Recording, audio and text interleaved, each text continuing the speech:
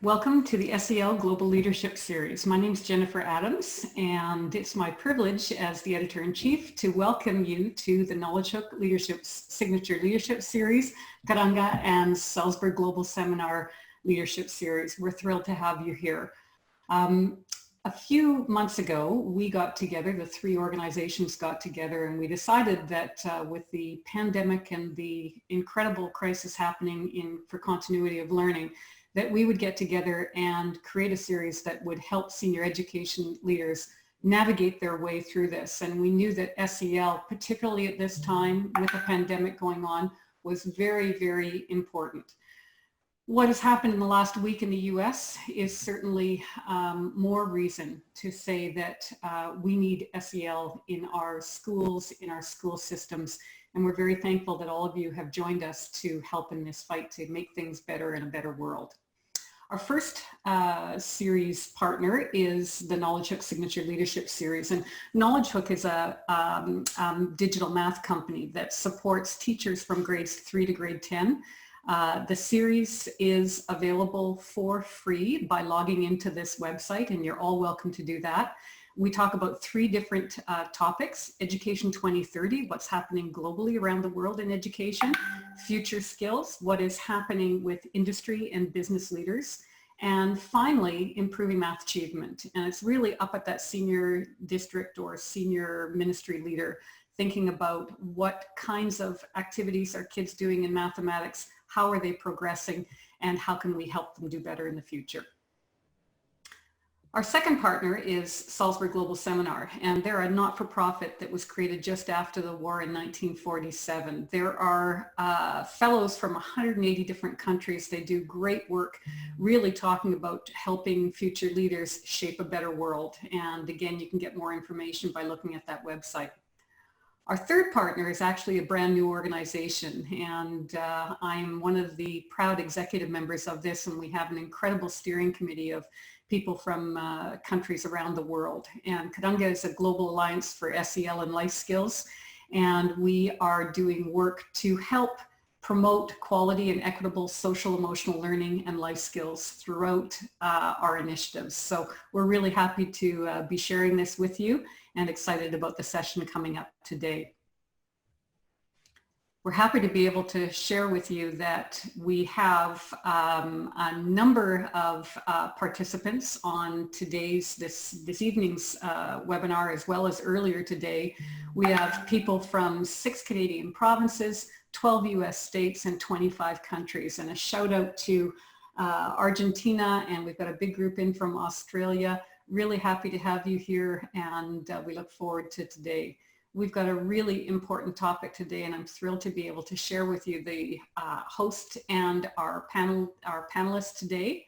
And our host, I will introduce you to Giancarlo Brotto, who is a wonderful friend and colleague from Toronto. He's been doing great work in educational technology. And what I loved about working with Giancarlo is that he's always making the connection between great use of education technology, but within the context of great teaching and learning. So Giancarlo, over to you to introduce us to Ken, and Adam Collis is going to be helping us out as well. So over to you, Giancarlo. Brilliant. Thanks, Jennifer. Always a pleasure working with you as well, and some great organizations that have that put this together. And welcome all of you, and thanks for joining on a topic which I think all of you will agree is perhaps on the minds of all education leaders. Has always been on the minds, but now has been elevated and highlighted to a degree much greater. Today, myself and Adam come from Catalyst. We're an organization that works with education leaders across the globe to bring them together and have conversations, and we facilitate these types of conversations across the globe. And one interesting thing that has transpired, whether we're working with ministries of education or working with senior leaders of school systems or leaders of schools, there's been a common theme that has occurred when we engage in these authentic conversations, and that's the theme of equity and the human connection. And so it's only time and appropriate that we engage kind of a broader conversation and guided with some expertise, who will introduce in a moment by Mr. Ken Shelton. And the intent of this session is to get your minds on, is to get us to start thinking about the context or frameworks around how we think about the difference between equity and equality, start thinking about developing strategies or understandings of this concept of empathy and compassion, that we start thinking about, deep understandings of student needs and how human connection matters, and how we take all of that and start creating actionable pathways to ensure that we're meeting the needs of students, but also the broader communities that we serve. And so that's the spirit and the intent of today's session. The method with which we're going to go about it is through your thoughts and engagement and dialogue. And the mechanism you're going to use is the chat. And so if you don't mind, you could start saying hello to everyone and where you're from through that chat. And Ken will be our guide. Ken will provide insight and instigate thought and questions through which you will use the chat to share those. And Adam will be synthesizing common elements of what you're sharing, and Ken will be providing candid reflection and commentary to that. So this session is actually going to be co-constructed with all of us together. And let me tell you a bit about Ken, who's going to be guiding us and leading us through this. So Ken is well known and well respected in the education community over 20 years, has his MA in education, works a lot at the policy level, with the California State Superintendent's Task Force on public instruction. He's a speaker, consultant, leads workshops, and award-winning person. And we're delighted to have him lead us and guide us through this process that we're going to think through from these concepts that I mentioned into actions and new behaviors for our actions going forward. And so without further ado, Ken, I will hand it over to you to take us on this journey together. And I encourage all of you that your chat is your mechanism through which we will engage in dialogue. Thank you very much. So I've noticed some of you have joined, and so those of you that just joined, thank you for joining us for what will promise to be a very fruitful, engaging, and hopefully enjoyable webinar for you. Real quick, I just want to ask a question of all of you who have joined.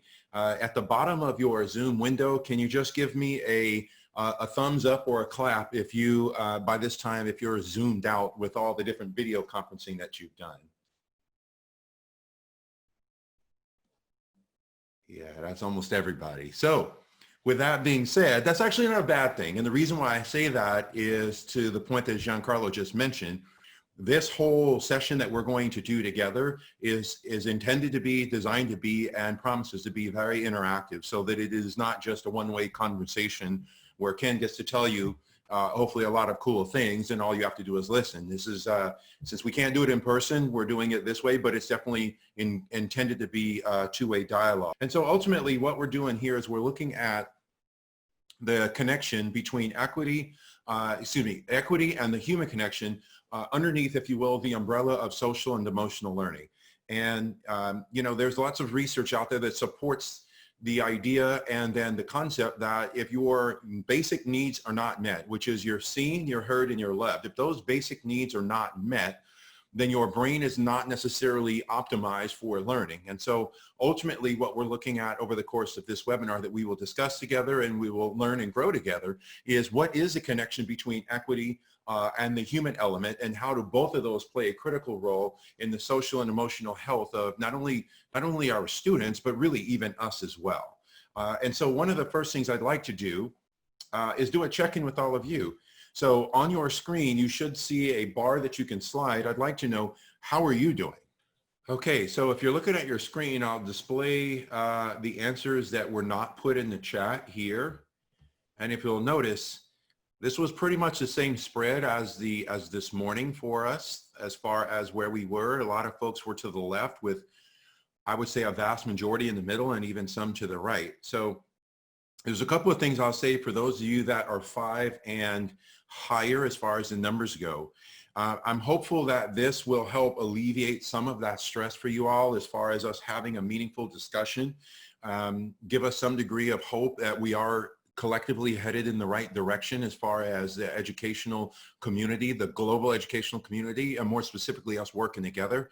You know, and that's why I like the fact that Jennifer included where you all are from. Some of you put it in the chat, and ultimately our approach to this whole thing is a focus on community-based solutions to community-based challenges, and this is one of them. So I will share with you all that this platform I'm using does give me that immediate feedback to how you all are doing. On a side note, to provide some degree of context, this platform didn't exist for most of my classroom career, and so I just set up a very simple Google form in which my students would kind of answer questions similar to what you all did, or tell me how they were doing and stuff, and I would have them fill out the form with their name, and then of course I had all their email address, so I would know who's doing it. I kept it confidential, just like you can see that you all have, you've indicated where you are on this, but no one's name is necessarily attached to it. And what I would have done if all of you were students of mine is those of you that are, quite frankly, the 4 or higher, is you would have already gotten an email from me checking in on you to say, is there anything that I can do to help you in the time that we are together, move your number or move your bar more towards your left? Or is it something of a larger scope that will help me be responsive to your needs? So, because ultimately, even as it ties in with this, again, going back to what I shared before, if we are highly stressed, our brain is not conducive for taking information or learning and stuff. So I thank you all for your contributions here. And I want to kind of shift into the next thing, which is the purpose behind the conversation that we are going to have, and ideally the goals that we have for this session, and which can be encapsulated into this quote here, which is, if it doesn't challenge you, it won't change you. So what we notice in education, and I've said this quite frankly for quite a few years, and it's not limited to the educational system for me here in California or in any other countries. Education in general, and education in general is pretty much designed to maintain the status quo. And in order for us to disrupt that status quo, which I'll share with you all a little bit later, we have to engage in learning environments or learning opportunities that do challenge us, because ultimately those challenges help provide new pathways for thinking, and ideally that thinking is tied to the doing. And so for us in this context, part of those challenges will be in the questions that we have around the conversations that the questions we have set up around the conversations that we are going to be using for this particular session. And so what I want to do is give you all a foundational framework around some of the terminology. So we had mentioned social and emotional learning, equity, and the human connection. So here's a visual representation to juxtapose the differences between equity and equality, because in many cases within education, those two are in context are looked at as kind of one and the same, or as synonymous, when they actually are not even close to either. So in terms of the equity image, basically, equality. Basically, equality is looking at giving everyone the same thing. So if you look at your school system or your classroom or your school, giving all the students, let's say, a laptop device, that's equality because they all have it. But equality sometimes can create deltas or inequities as far as treating everyone the same is just as inequitable as treating everyone differently, because ultimately sameness is the equivalent of standardization, which I will talk a little bit about that later.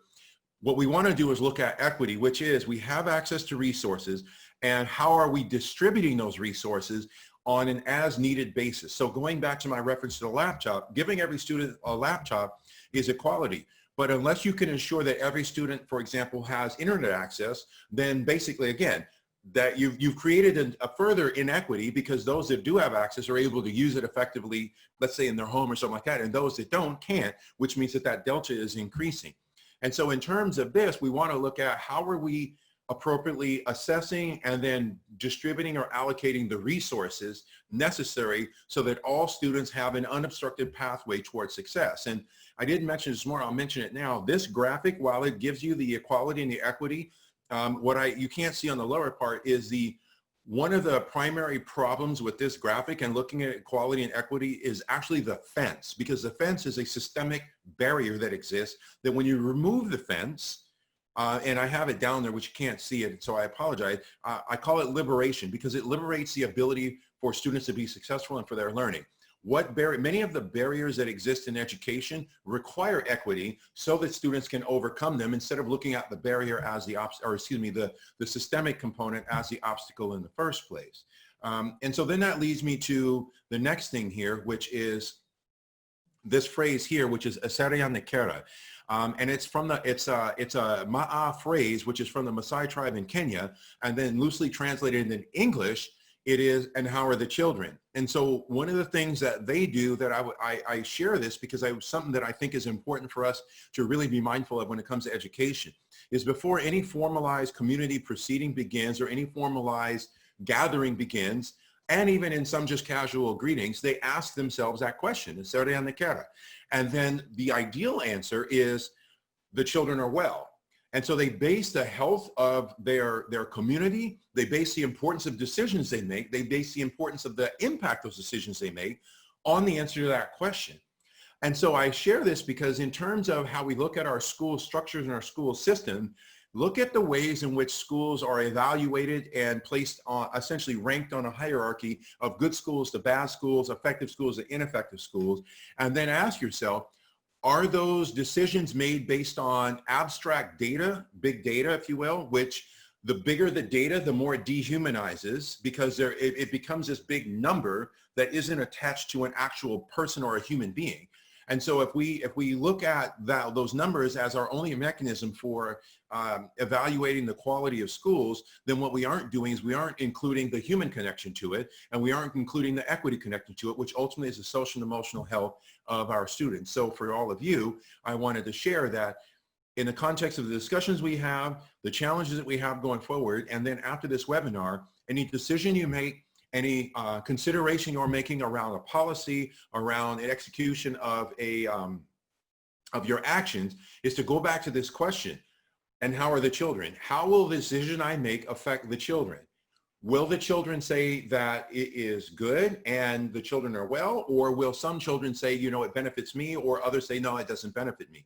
And ultimately, I think that that's an important way of us looking at the decisions we make through the lens of, the decision we make as an educator through the lens of the experiences of the children. And I will share with you all that this is not indicative of any specific school in a specific area, zip code, postal code, or anything like that, or even on a socio-economic hierarchy. Because I've worked with schools where they have lots of money, they have lots of technology, but if you ask the kids, tell me about your experiences in school, too often the kids tell me, I'm just going through the motions. I know how to play the game. I just want to get the A so I can get it done.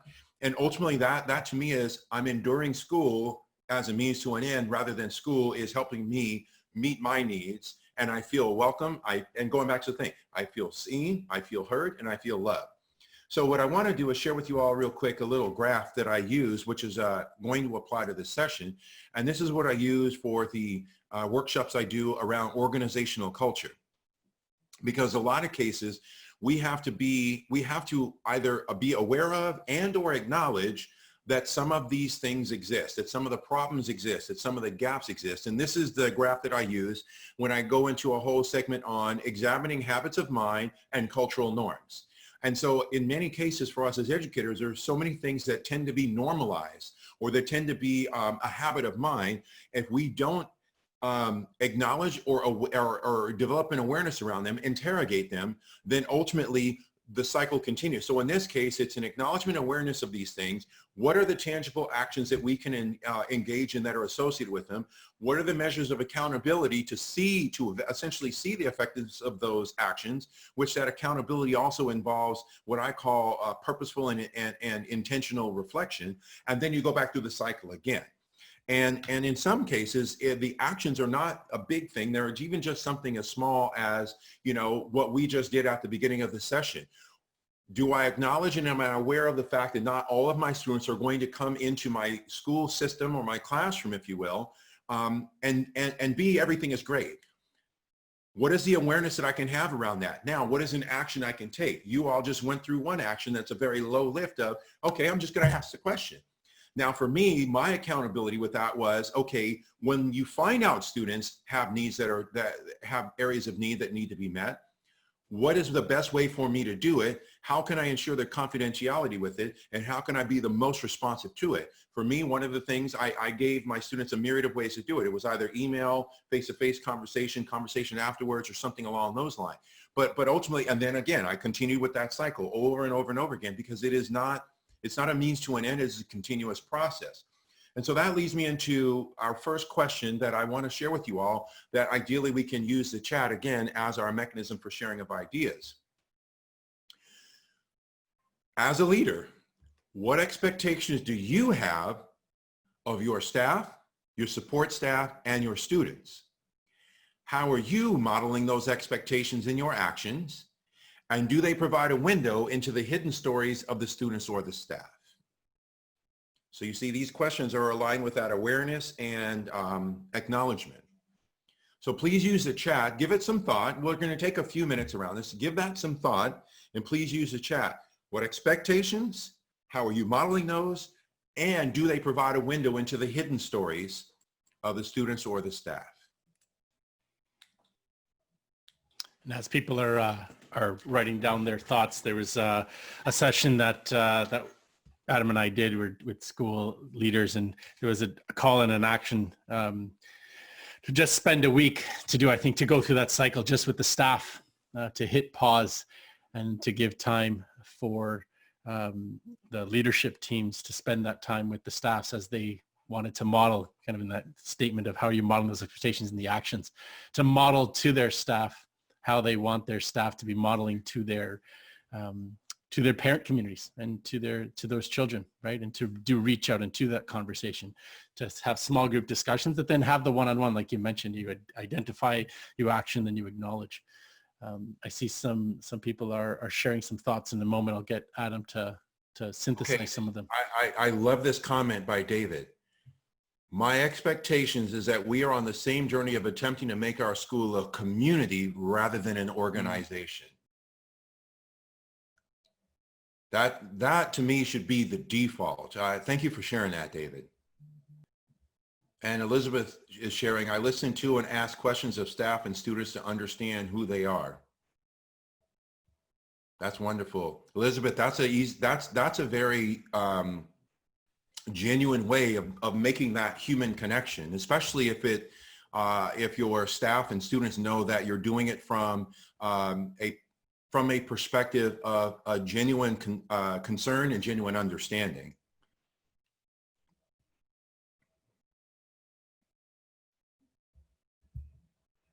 And Ken, as people are thinking about and reflecting on these kind of personally and sharing their notes, can you give us some insight into what you mean by hidden stories?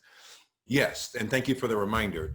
So this morning in the previous session, it was a comment in the chat around, can you explain more of the quote unquote hidden stories? And this is why I wanted to make sure I shared it with all of you here as well. Ultimately, the hidden stories are the stories that require effort on our part to actually get to know. So a couple of things. One is, and I've seen it in some of these comments, which is fantastic. Are we looking at our students as a name and a number, or are we looking at them as a whole person? And then ultimately, it's how much depth how much depth of knowledge you have of that whole person? And so the way I look at it with respect to the hidden stories are, my metaphors are in three distinct areas. And these are derived from Dr. Rudine Sims Bishop at The Ohio State University. And that is the fact that every student's learning experience should serve as a mirror, a window, and a sliding glass door. Every experience. So for example, when I set foot on campus, do I see representations that are authentic and genuine of myself? Whether it's the posters on the walls, which is a very easy, low-lift, culturally responsive and culturally relevant thing to do. If you're putting any type of imagery on the hallways or in the classrooms, who's being represented in those? Also in the curriculum, what mathematicians or scientists are being represented or emphasized or highlighted, what books are being read, who's the author of the books, who are the protagonists in the books, and things like that. So it's got to be a mirror.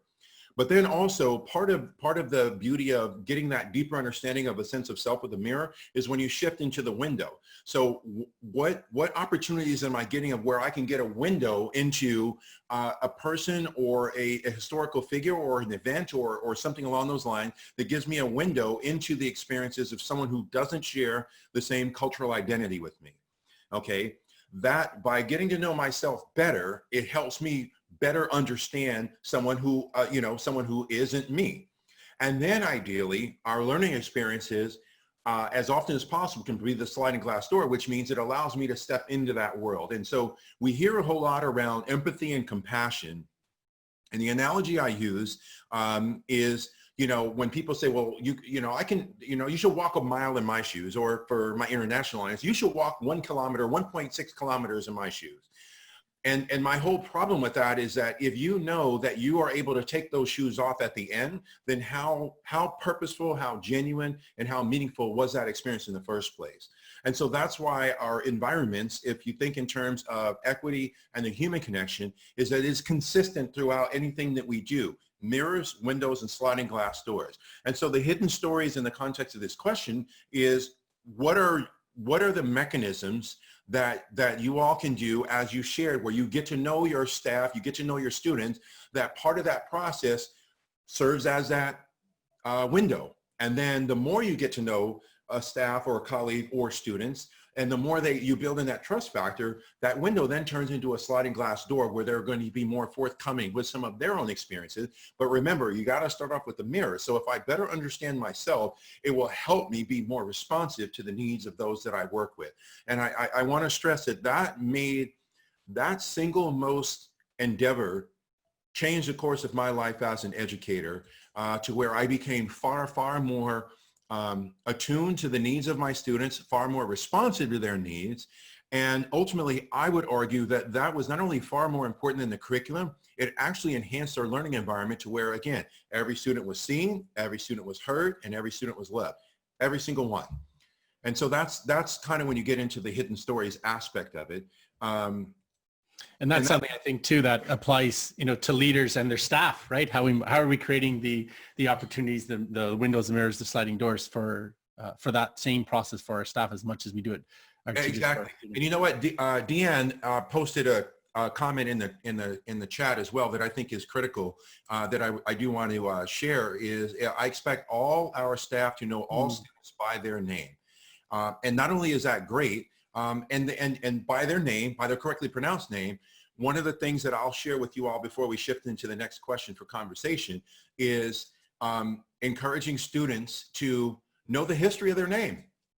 I had lots of students, they're like, I know my name means something, but I don't know what. And I'm like, well, maybe it's time to do an interview with your parents or a family member or something along those lines. And what I found in doing that is the whole idea around your name provided students with the opportunity to really, again, the mirror. They got to know themselves even better, which also made it more engaging for them with their classmates who also got to know themselves better. So it really does provide for a really collaborative and supportive learning environment. And Adam's been scanning some of the comments. And Adam, if you can synthesize kind of common themes or differences that you noticed, what are the general sense that we got from people who commented in the chat? Yeah, sure. So there's definitely a sense of getting to know learners as people and getting to understand all of those different layers and different methods of doing that, but mainly through structured questioning.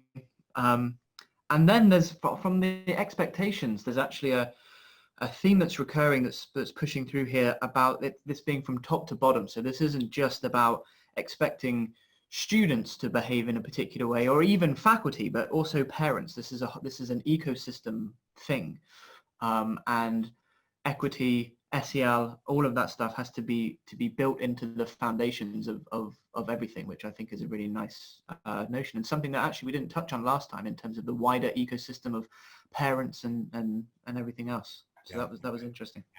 Yeah, that's great. So if we can, I want to shift to the next question for us to examine, which is here. Now that we built a foundational framework around the differences between equality and equity, you all have shared in that first question, you know, the human element, getting to know names, getting to know your staff, making sure that we make the person-to-person or interpersonal connections. I shared with you all the analogy as far as the hidden stories go. So the next question here is, you know, how might we relook at what we do through that lens of equity, through that lens of, I have access to resources. How can I ensure that they are being allocated in an equitable capacity that will not only serve equity, but it will also be the basis of the human connection that I made in the first place? And I will share with you, as you're considering this question before you put it in the chat, you saw a visual of equity, but here's how I define equity. Literally this simple: access and opportunity.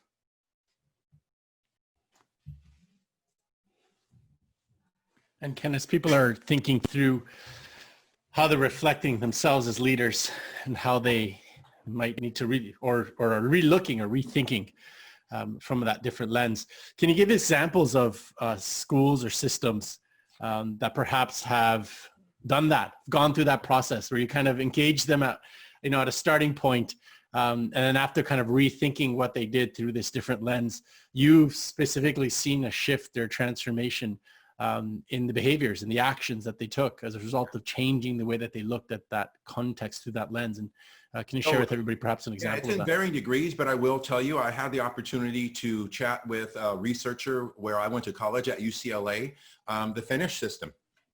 Everyone always talks about the Finnish system and the shorter school day and the more play. If you look at the history of Finland, where there was economic depression, and the whole idea was, okay, we need to be doing something to kind of change this whole cultural paradigm for the country, if you will. Every decision that was made from that point forward was actually through the lens of equity.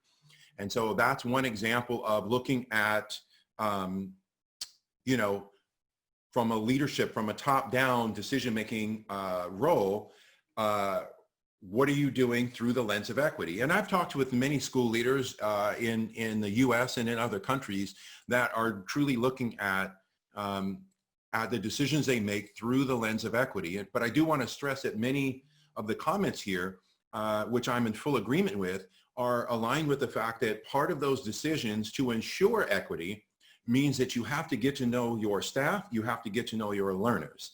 And so that's why the title, I mean, you know, we talked about this, and it's to share with everyone, this is why we looked at equity and the human connection, because they can't be, they're not disjointed. One requires the other, and they both require each other.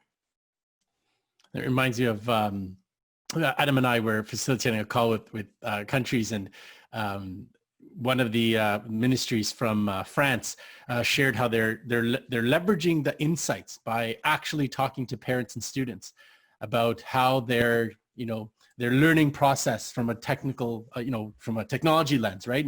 Now virtual and having to learn online, and for most it's new, but they're learning to see what can we extract from this to put into perhaps a new way, or what the new normal might look like when we start. And what was fascinating, the result is the foreign affairs minister was getting a lot of calls from countries, from Africa and South America and other countries, because they never thought about that process of reflection and listening with the intent of understanding, and understanding driving to actions or new behaviors and new learnings. So, and definitely, and that shows an example of something that's can be done at all layers, right?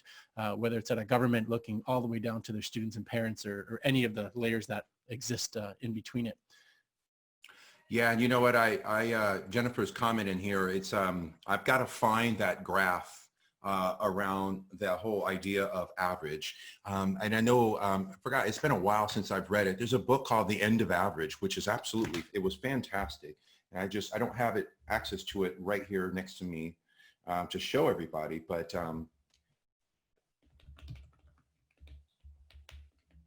yeah, it's by Todd Rose, The End of Average.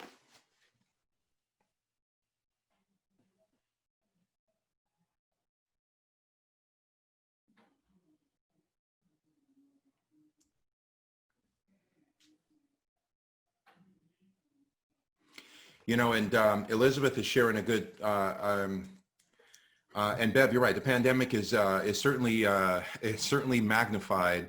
Quite frankly, it's magnified a lot of things that many of us already knew, but now more have seen it. And once you see it, you can't unsee it. And I like the fact that Elizabeth has shared here the Saskatchewan educational definition of equity.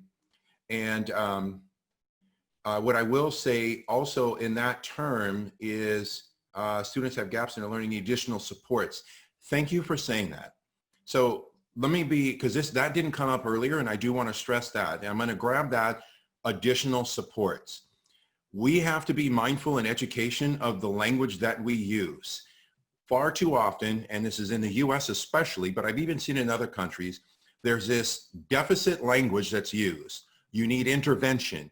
You need, you know, remedial. I mean, think about the damage that all of those different words do when, to borrow those two words, and I always say that, in most cases, many students just need additional support. Some need more than others. But to identify things as at risk or intervention, or think about all of those that's all deficit-based language, which I'm now starting to find researchers that are identifying the psychological, long-term psychological effect of the use of deficit language in young learners, and how it even affects us as adults. So what you're saying, it's not just what we do, it's how we say what we do that also has a contributing factor. And Adam, you've been scanning the chat. What are some items that you see in common? So as well as kind of looking at the whole school and making sure there's a common language, the theme I'm picking up here is that as leaders, we need to be ensuring that we are enabling our learners to engage, to tell their own stories, and use that to inform practice, whether that's resource, pedagogy, curriculum. And in doing so, you can kind of commit to a vision that is co-authored and co-owned by the students, and that's how you can kind of design equity in these learning environments. These are great shares, by the way. These are all very, very, very good. So I just put in there. So Elizabeth posed a question as a follow-up, and then we'll shift to the next question in just a moment. How would you explain the connection of inclusion and equity? They are siblings, because ultimately, if you are inclusive, okay, so in fact, let's even break it down even further. Diversity, equity, and inclusion, okay? So inclusion would be like making sure who's invited to a seat at the table. Diversity is, inclusion is, did you get invited to the table? Diversity is who's invited to the table, and equity is how are their needs being met at the table. So they all are intertwined. I know they're used kind of in like almost independently isolated terms, but in the context of this, it's more a function of, and especially with what we're doing, if we're looking at social and emotional learning, equity and the human connection, how are the needs being met of our learners? And are we ensuring all learners' needs are being met? So that's where you get the inclusive aspect. Okay, so I'll do my best to repeat it. I'm going to use a dinner table as an example. So inclusion, who got in? Did you get an invite? Diversity, who got invited? Equity, how are their needs being met when they are at the table? So if all of us, I guess the best way I can describe it is if all of us were invited to dinner together, there's your inclusion. Diversity, who's literally sitting at the table? And then the equity aspect, what happens as far as like if the table has a set height, do all of us have the appropriate height chairs so that we're all at eye level at the table? So they all are intertwined in that capacity. Hopefully that metaphor helps. But they are critical. Inclusion is critical here. And a big question I would say to all of you for sure, and it's something that I intend to bring up with several of my friends that are school leaders as they look at their strategic plans going forward, is when you are at the decision-making table, who's there, who isn't, and what can you do to make sure that all voices are being heard? And that even applies in the whole curriculum as well. So So for time's sake, I do want to kind of shift over to the next question. And that is going to be the following, which is, we've now got a foundational framework of equity versus equality. We've made the human connection that many of you shared in the chat around ways that we can meet the needs of our learners and our staff, ways in which we can engage in conversations or get what I call human-based data rather than numerical that will help be the driver for some of the decisions that we make. So we're looking at the awareness and the acknowledgement, then we got our actions, and then our accountability comes in by going through that. Now, in this terms of this, when we're looking at making decisions through the lens of equity, how might we reimagine what it looks like going forward within our schools and our school system culture? And I'll just share, ultimately, all of these questions are an indirect derivative of that graphic I shared at the very beginning of the session, because this question here would be the action and the accountability. And Ken, as people are thinking through how they think about this through their own process of how they might use this and retool in a way themselves and how they might do this going forward, how do you think about an instigator, right? So if someone's sitting on the call and they believe passionately and they kind of internalize what you shared, yet we all know that in systems, it's not one person, it's many people, and there's many moving pieces that drive it. You know, what would you suggest as an instigator for someone who might be thinking, this is great, but you don't know Samantha L, or you don't know Peter Tay, and you know, how do you mobilize? How do you take a concept that might live within you and start creating an instigation of these Exactly. shifts? No, you know what? I'm glad you asked that question because I get that question a lot from school leaders. So ultimately, if you think in terms of your school system, systems are made up of people. And so it's, in fact, there's a great analysis done about that by Alan Johnson. And if I remember correctly, he actually even wrote a book where the metaphor he uses is a forest and a tree. So you know how sometimes we can get buried so deep in the forest, you can't see the trees. And the whole idea around, to answer your question, is looking at both the forest and the trees. And so there's always going to be, within the culture of a school system, even an organization, there's always going to be the two extremes. There's going to be those that are going to adopt and shift and do whatever you want right away. Then there's going to be those that are going to be a bit more reticent, and even resistant to any degree of change. And so what you have to do is you have to look at, how can I move the needle with those that are going to adopt right away, those that are going to be my second tier adopters, and then those are going to go with the group just to be able to fit within the group, which is a whole group dynamic thing. And ultimately, I align that whole thing around the difference between being a complacent leader and a courageous leader. Courageous leaders acknowledge and recognize that there's going to be some resistance, but ultimately the decisions they're making are for the greater good of the group, knowing that there's going to be some that still won't go along with it. And for everyone here on this call, when you're thinking in terms of those courageous decisions that need to be made, remember, I'll go back to that phrase, "Eserte on the cara." Ultimately, my whole thing, which I challenge school leaders, is if you were to answer the question, and how are the children, anyone who would question the decision you make, if the answer to that question is the children are well, then you made the right decision. And so in terms of the resistance, you know, I honestly, because we have the time, I can share this. One of the big questions I ask school leaders and groups that I've done this work with, I literally start off the workshop. Who chose to go into education because you wanted to cause harm to kids? And a lot of people laugh. And I'm like, and I don't laugh because I'm like, no, that's a dead serious question. And of course, the response I get is always like, well, duh, nobody. And I said, okay, what would you say? What would you say? And more importantly, what would you do if I were to say to you that something you're doing has a high probability of causing harm to kids? Would you want to know? And would you take subsequent action? So you'll all remember that graph. Awareness, acknowledgement, action. Of course, the answer is yes.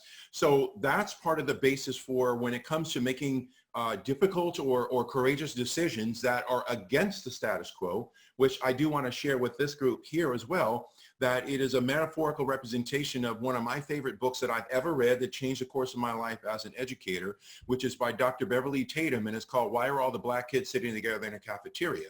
And her metaphor, which aligns with the question you're saying, is that life is like a moving sidewalk. Okay, those that benefit from it will walk with it. The most will be complacent because they'll say, well, I don't really want to go against anything, but I'm really not for it, so I'm just going to stand still. Guess what? Moving sidewalk's still going. In many cases, we have to turn around and go against it. And that turning around and go against it is what I align with being courageous, and ultimately going against it. For all of you on this call, your default, or your what I would say your default justification for it goes back to a serie on the cara. If I'm making the decisions that are going to benefit all of my students in a variety of ways, so I can ensure that we're making the human connection, providing equitable access, they're seen, they're heard, they're loved, which means I've done all of this, which, remember that thing. I've now removed that fence so that now they have an unobstructed access and opportunity for success. Then you're making the right decision. And yeah, some people will go against that because ultimately someone's always benefiting from the status quo. And I like what you said about that, the moving sidewalk, and it connects to what you said before. If it doesn't, challenge you, it won't change you. And it's not just standing on the moving sidewalk and going with it. You physically have to move and work in the other direction. So Ken, I'm going to get you a chance to read and perhaps afterwards comment on what some of the people answered. Adam, you were comparing some of the responses, and these are people reimagining what it might look like going forward. If you can synthesize some of the themes that you noticed that might give us ideas about us as school leaders, what we might do to reimagine what our schools or school system cultures might. Yeah, so there was certainly some comments around teacher efficacy, particularly in the context of the graphic that Ken shared earlier around acknowledging awareness, actions, and accountability.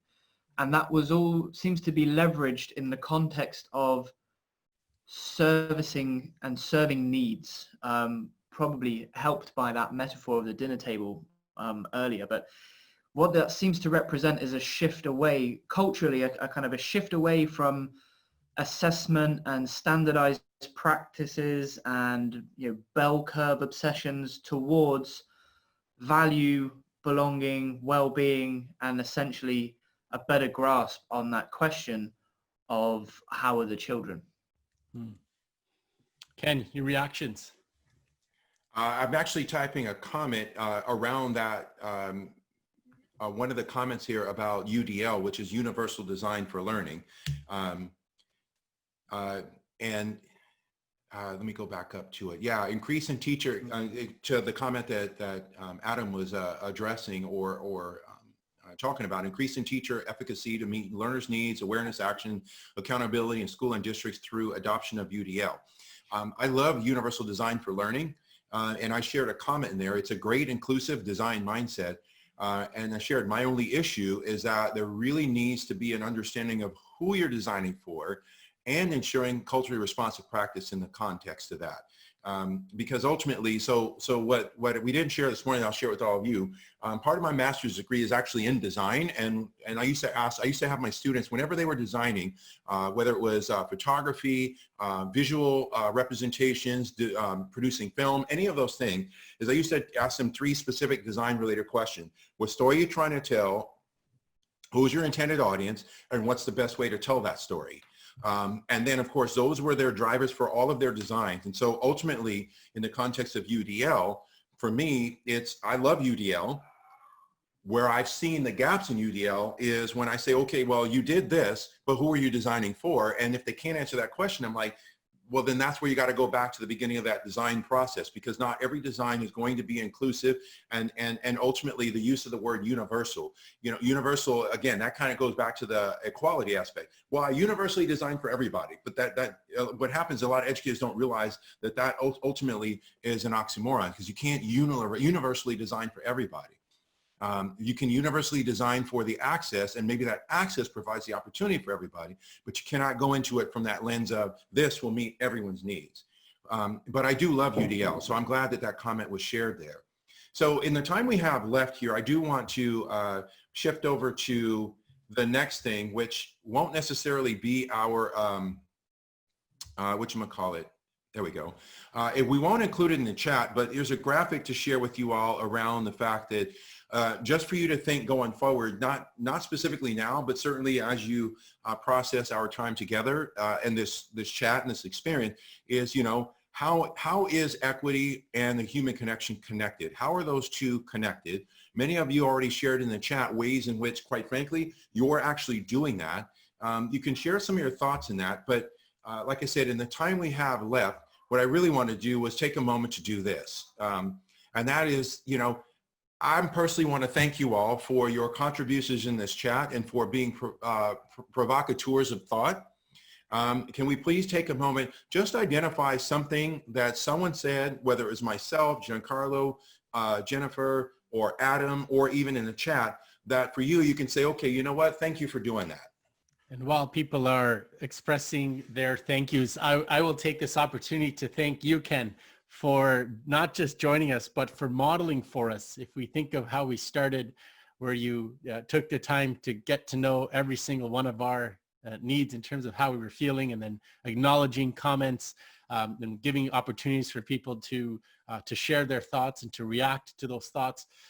You're modeling for us how we might go about living that same way ourselves. Not to mention you started constructing a house for us, right? We heard the analogies of windows, mirrors, and sliding doors, bringing us to the table, all in preparation for how we might take these metaphors into our own structures in our schools, so that we might be able to bring our own houses and communities with that in mind. So thank you for that, and thank you for the organizations that put this together, that allowed for all of you and all of us to be here together today. Thank you. And again, I want to, I shared a comment there. I do want to thank everyone for spending this time with us. It's a very, it's a very difficult time for all of us in varying degrees. Yeah, I appreciate you all. It's been this has been a much needed diversion for me as well. So I do want to articulate that. Thanks, Ken. I think I will go on and wrap this up. And Elizabeth said, where has the hour gone? And I echo her comments. A great session, Giancarlo and Adam. Thanks so much for facilitating the conversation. And to Ken, we know that you personally and what's going on around you in LA and throughout your country has huge implications. And thank you for helping us think about the kinds of things that we can be doing as educational leaders to make sure that our schools and our school systems are in better shape, so that the world doesn't have to be going through the kinds of things that we're seeing right now. Our kids need us, and our staff needs us, and our communities need us. So thank you for taking the time, especially today, to help us have that conversation. Got a couple of pieces of good news for the audience. The partnership across these three partners was originally planned to go from kind of mid-March, when the pandemic and the school shutdown started, till the end of June. But we've had such good conversations and such good feedback that the three partners are willing to continue with these conversations. And we will be continuing in through kind of early and late summer, and then into the fall. The second piece of good news that I have is that we've also had really good feedback about the interactiveness of this particular format and the topic of equity. And we know, just based on what's going on in the world right now, that we're going to need to come back to that. And Ken, Giancarlo, and Adam are willing to do that. So be watching out for that in the future. And the third piece of good news that I have is, Ken, if you can just advance that. We are going to, I'm just going to draw your attention again to the website. And the piece of good news that I have with this one is that, again, all of these resources are free. You just have to create an account. On there, you'll see things like the previous roundtables that we've done, and you have access to the on-demand version and all of the slide decks. One of the things that we really want to think about is that this is for senior leaders for their own professional learning, but also when you're leading professional learning with your principal meetings or town halls, etc. So feel free to go on that. And we have something that's just been posted this week. We have started off with podcasts, because many people are saying, we'd like to hear more from your panelists. And so you'll start to see some podcasts on there. We've got a couple right now with Dylan William in mathematics, and Jean Clinton with well-being. And finally, I'd like to just let you know what's going to be coming up soon. We have our next session on social emotional learning with Andreas Schleicher from the OECD, and he's going to be talking to us about measuring what you treasure. We know that what gets measured matters, and what matters should be measured. And I think what we're hearing from Ken today is that there is a lot more than simple standardized tests to tell the stories of what our children and what our students are capable of doing. And we want to give them that opportunity to shine. So thank you all for joining us. Thank you, Ken, Giancarlo, and Adam. And we look forward to seeing you next time. Thank you.